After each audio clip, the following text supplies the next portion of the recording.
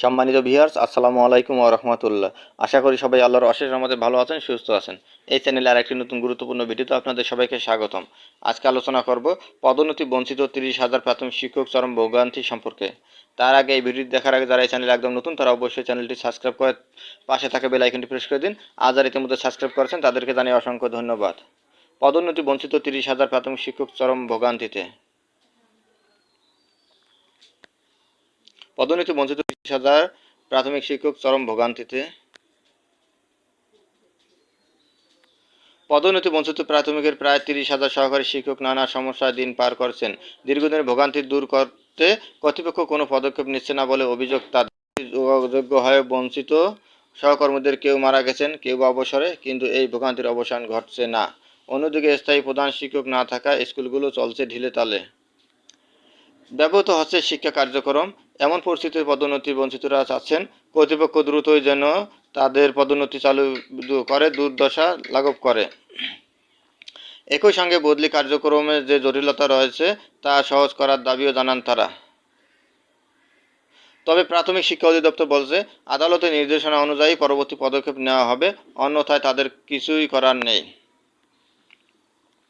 জানা যায়, 2013 খ্রিস্টাব্দে গেজেটেড ভুল ব্যাখ্যার কারণে মামলা করেছেন জাতীয়করণ প্রাথমিক বিদ্যালয়ের শিক্ষকরা। এতে আটকে গেছে পুরো পদোন্নতি কার্যক্রম। ক্ষতিগ্রস্ত হচ্ছেন সহকারী শিক্ষকরা। কিন্তু 14 বছর পর গত বছরে আগস্টে শুরু হয়েছিল সরকারি প্রাথমিক বিদ্যালয়ের প্রধান শিক্ষক পদে পদোন্নতি কার্যক্রম, কিন্তু মাত্র 6 মাসের মাথায় ফের মামলা সংক্রান্ত জটিলতা আটকে গেছে তা। এরপর জাতীয়করণকৃত প্রাথমিক বিদ্যালয়ের শিক্ষকদের 50% চাকরিকাল গণসংক্রান্ত মামলা ফের আটকে যায়। পদোন্নতি কার্যক্রম।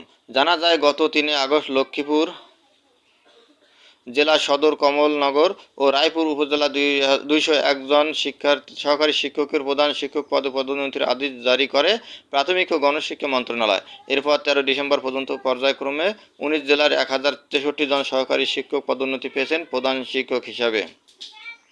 পরে লক্ষ্মীপুরে যে পদোন্নতি হয়েছে তা আদালত অবমাননার শামিল উল্লেখ করে পিটিশন দায়ের কারণের হঠাৎ করে থেমে যায় পদোন্নতি কার্যক্রম। তখন আশাহত হন পদোন্নতি বঞ্চিত সহকারী শিক্ষকরা। কিন্তু এই পিটিশন নিয়ে আপিল বিভাগে গেলে সর্বশেষ চলতি বছরের 23 এপ্রিল শুনানি শেষে আদালত অবমাননার মতো কোনো বিষয় খুঁজে না পাওয়ার সর্বোচ্চ আদালত তা বাতিল করে দেন বলে দাবি করেন পদোন্নতির প্রত্যাশীরা। তারা বলেন, এর ফলে এখন তার পদোন্নতি দিতে কোনো বাধা থাকলো না। প্রাথমিক, দ্বিতীয় পাতায় দেখুন।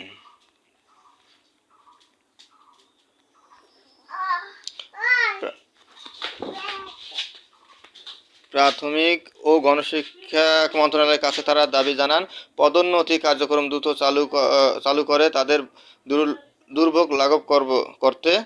পদোন্নতি বঞ্চিত নেত্রকোনার সুসং সহকারী প্রাথমিক বিদ্যালয়ের প্রধান শিক্ষক চলতি দায়িত্ব এমদাদ হোসেন চৌধুরী বলেন, লক্ষ্মীপুরে পদোন্নতি আদালতের সর্বোচ্চ পর্যায় থেকে অবমাননার কোনো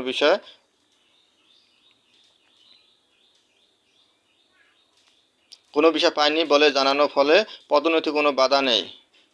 লক্ষ্মীপুর অন্যান্য উপজেলার মতো বাকি জেলার উপজেলাগুলোর পদোন্নতি দিতে সমস্যা নেই। আমরা আশা করি খুব শীঘ্রই পদোন্নতি চালু করা হবে। অন্যদিকে ঝালকাঠির রাজাপুর উপজেলার আরেক সহকারী শিক্ষক আবুল কালাম আজাদ বলেন, আমরা জ্যেষ্ঠতা অনুযায়ী পদোন্নতি বঞ্চিত। মামলা জটিলতার কারণে আমাদের ভাগ্যে পদোন্নতি জোটেনি। যেহেতু জটিলতা নিরসন হয়েছে, এখন আশা করছি দ্রুত পদোন্নতি পাব।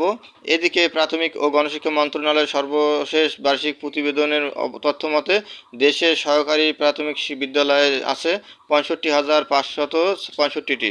এসব বিদ্যালয়ের শিক্ষার্থীর সংখ্যা 2,05,46,091 আর শিক্ষক আছেন 3,62,709 জন। সূত্র জানায়, সারা দেশে সরকারি প্রাথমিক বিদ্যালয়ের গত বছরে 30 জুন পর্যন্ত প্রধান শিক্ষক পদোন্নতিযোগ্য শূন্য পদ ছিল 29,166।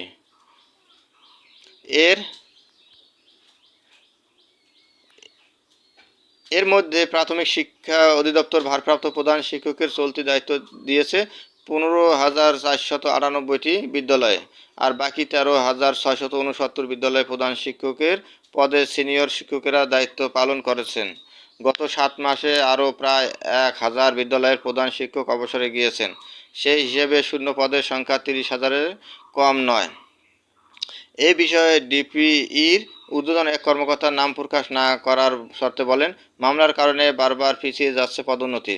জানা যায়, 2009 খ্রিস্টাব্দে একটি মামলার কারণে সারা দেশে পদোন্নতির মাধ্যমে প্রধান শিক্ষকের শূন্য পদ পূরণ বন্ধ হয়ে যায়। 2014 খ্রিস্টাব্দে এই মামলার নিষ্পত্তি হয়, কিন্তু একই বছর প্রধান শিক্ষকের পদ দ্বিতীয় শ্রেণীতে উন্নতি করা হয়।